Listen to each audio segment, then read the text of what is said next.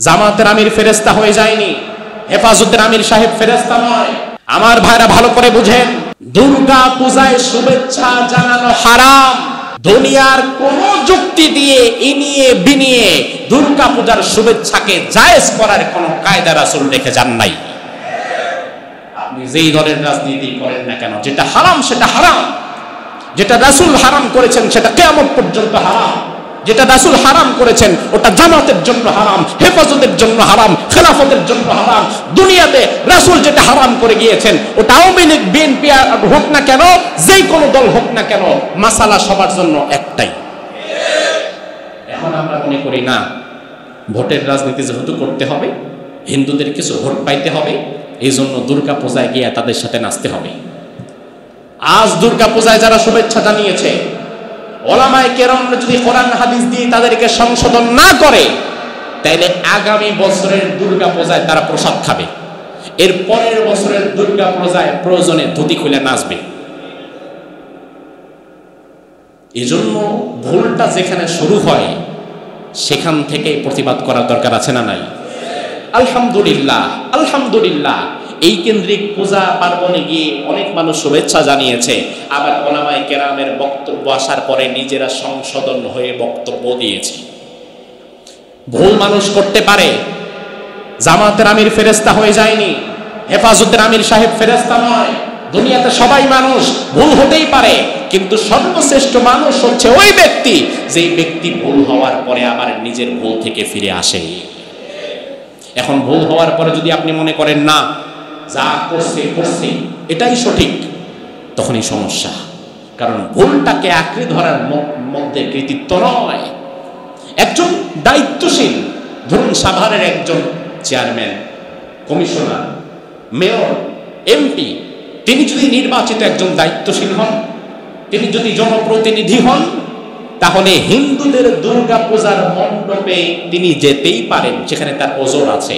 তার কারণ এটা যেহেতু তার এলাকা, তিনি যেহেতু দায়িত্বশীল, সেখানে তাদের পূজা পার্বণে কেউ কোনো সমস্যা করছে কিনা, তাদের নিরাপত্তায় কোনো সমস্যা আছে কিনা, তাদের কোনো ঝুঁকি আছে কিনা ইত্যাদি দেখার জন্য, খোঁজ খবর নেওয়ার জন্য, সৌজন্য সাক্ষাতের জন্য তিনি সেখানে যেতেই পারেন। তাতে কোনো সমস্যা নাই।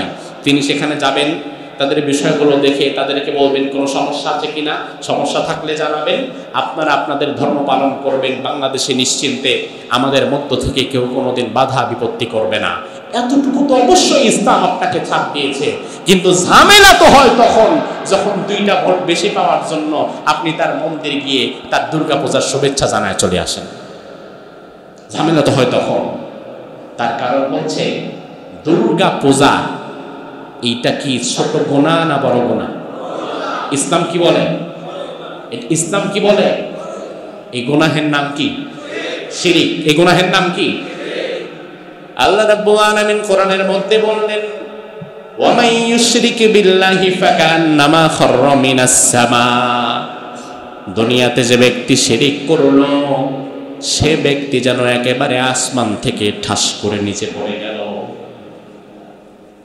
আমার ভাইয়েরা ভালো করে বোঝেন, 10 তলা বিল্ডিং থেকে এক ব্যক্তি লাফ দিয়ে নিচে পড়ে যাবে, আপনার সামনে দাঁড়িয়েছে, ঝাঁপ দিবে। এখন আপনি যদি ওই মুহূর্তে ওই ছাদের উপরে উপস্থিত থাকেন, ওই ব্যক্তিকে আপনি কি শুভেচ্ছা জানাবেন নাকি তাকে ফেরাবেন?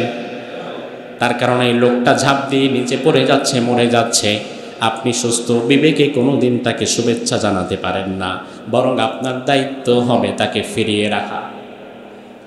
দুর্গা পূজায় শিরক করছে, আল্লাহ বললেন এরা আসমান থেকে পড়ছে।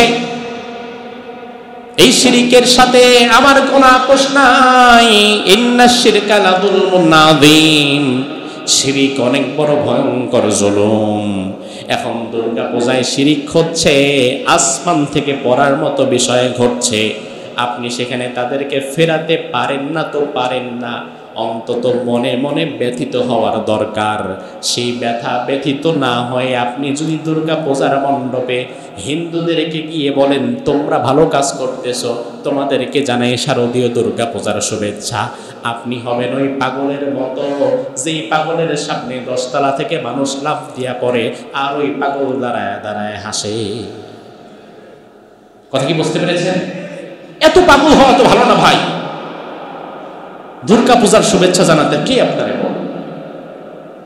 এই বছর দুর্গা পূজা না আসলে আহারে কত মানুষের ইমানটা হয়তো বেঁচে যেত। যারা করেছেন এই আওয়াজ যাদের কানে পৌঁছবে, আল্লাহর ওয়াস্তে তওবা করবেন, ইস্তেগফার করবেন। তার কারণ এত তেল মেরা লাভ নাই। হিন্দুদের কাছে গিয়ে এত নমনম করে তেল মেরে লাভ নাই। 2টা ভোট পাওয়ার আশায় তেল মারতেছেন, নমনম করতেছেন, দিন শেষে দেখা যাবে ভোটও পাইলেন না, ক্ষমতাও পাইলেন না, আবার ইমানও গেল। এটা হতে পারে না। লাভ কি হলো? ইমানও হারালেন, ভোটও হারালেন। এই জন্য 6-7% হিন্দুদের ভোটের কারণে তাদের কাছে গিয়ে দুর্গা পূজায় নমনম করা বাদ দেন, বরং 92% মুসলমানের উন্নতি, অগ্রগতি এবং তাদেরকে নিয়ে চিন্তা করেন। এরপরেও হিন্দুদের দুর্গা পূজার উৎসবে আপনি যদি রাজনীতি করেন, জনপ্রতিনিধি হন, যেতে পারেন, অবশ্যই যাবেন, কিন্তু শুভেচ্ছা জানাবার জন্য নয়। তাদের কোনো সমস্যা হচ্ছে কিনা নিরাপত্তার জন্য যেতে পারেন। এর চেয়ে বেশি কিছু না। কষ্ট হলো? খারাপ লাগলো? কারণ যে আলোচনা আমার বিরুদ্ধে যায়, আমার দলের বিরুদ্ধে যায়, ওটা আর আমার ভালো লাগে না। এই বিষয় থেকে বের হয়ে যেতে হবে ভাই। এটাকেই বলা হয় আসাবিয়া, স্বজন প্রীতি, দল প্রীতি। আপনাকে বুঝতে হবে কোরআনে যেটা আছে, হাদিসে যেটা আছে, আমার দল তো ফেরেশতা না। আমার দল যদি কখনো কোনো ভুল কাজ করে, আমার দল জীবনে কত সিদ্ধান্ত নিয়েছে, এরপরে কিছুদিন পরে দল বুঝতে পেরেছে না এই সিদ্ধান্ত নেওয়াটা ঠিক ছিল না, এই কাজটা করা ঠিক ছিল না। তাহলে আমার দল জীবনে কত তার সিদ্ধান্ত থেকে ফিরে এসেছে, তার সিদ্ধান্ত যে ভুল এটা সে বুঝতে পেরেছে। তাই দুর্গা পূজায় গিয়ে হিন্দুদের সাথে ঢলাঢলি করে শুভেচ্ছা জানানো এই বছর যারা করেছে, আল্লাহ চাইলে এদেরকে সামনে হেদায়েত দিতে পারে না? পারে কিনা? তবে হেদায়েত পাওয়ার মানসিকতা রাখলে হেদায়েত দিতে পারে। আর হেদায়েত পাওয়ার মানসিকতা না রাখলে আল্লাহর এত ঠেকা পড়ে নাই আপনার ঘাড়ে ধরে হেদায়েত দিয়ে দিবে। হেদায়েতের মানসিকতা রাখতে হবে। আল্লাহ সুবহানাহু ওয়া তাআলা আমাদেরকে শিরিক থেকে বেঁচে থাকার তৌফিক দান করুক। আমরা বলি আমিন। আমার ভাইয়েরা, বলা হবে যে হুজুর কত হিন্দু তো আমাদের প্রতিবেশী। গতকাল আমাকে একজন বলল যে হুজুর আমি যেখানে থাকি কত হিন্দু আমার প্রতিবেশী, আমাকে তারা জোর করে নিয়ে যায়, আমাকে তারা প্রসাদ দেয়, এটা দেয়, সেটা দেয়, আমি কি করব? তা আমরা এর আগেও এখানে উত্তর দিয়েছি, দুর্গা পূজায় গিয়ে হিন্দুদের প্রসাদ খাওয়া যাবে না। হিন্দুদের অন্য কোনো খাবার আপনাকে হাদিয়া দিলে, নাড়ু, চিড়া, মুড়ি এমনিতে দিলে আপনি খেতে পারেন, সমস্যা নাই, কিন্তু সেটা প্রসাদ হতে পারবে না।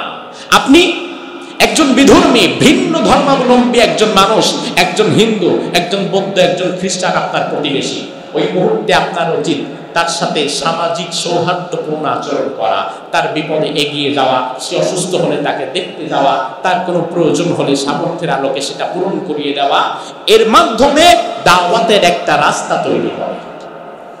আপনার প্রতিবেশী 10 বছর হিন্দু, আপনি 20 বছর হিন্দুর প্রতিবেশী, আপনি তার উৎসবে গিয়ে শুভেচ্ছা জানান, অথচ কোনোদিন তার সাথে সম্পর্কটা এতটা সুন্দর করতে পারেন নাই যতটা সুন্দর করলে কোনো না কোনো এক ফাঁকে তাকে দাওয়াত দেওয়া যায়। আপনি তো 20 বছরও তাকে আপনার ইসলামের দাওয়াত দিলেন না, অথচ আপনি না বলেন আপনার ধর্ম সত্য ধর্ম। তাহলে সত্য ধর্মের মানুষ আপনি হয়ে থাকলে তাকে দাওয়াতের দিকে কেন আপনি আনলেন না? এটা করতে পারলেন না, মন্দিরে গিয়ে নাচানাচি করতে পারতেছেন।